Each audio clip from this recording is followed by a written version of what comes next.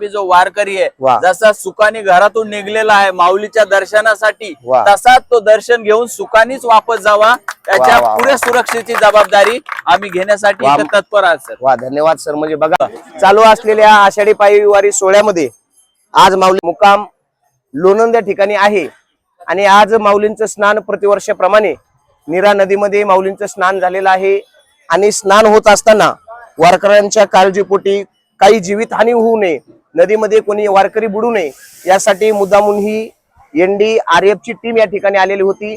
तर सर्वप्रथम रामकृष्ण हरी सर. रामकृष्ण. तर वारकऱ्यांच्या सेवेसाठी तुम्ही कुठून आलेला आहात इथे? सर पुण्याहून आलोत आम्ही.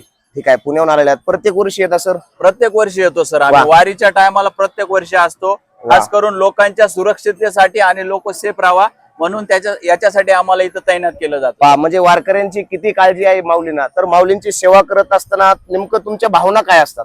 सर आमच्या भावना ह्याच आहेत, प्राथमिक आमच्या भावना ह्याच आहेत की कोणता बी जो वारकरी वा. आहे जसा सुखाने घरातून निघलेला आहे माऊलीच्या दर्शनासाठी वा. तसाच तो दर्शन घेऊन सुखानेच वापस जावा त्याच्या वा, वा, पुढे सुरक्षेची जबाबदारी आम्ही घेण्यासाठी वा. इथं तत्पर आहात सर. वा, धन्यवाद सर. म्हणजे बघा, माऊलीला आपल्या भक्ताची किती काळजी असते की या ठिकाणी स्नानाला आल्याच्या नंतर काही काही वारकरी पाण्यामध्ये जातात.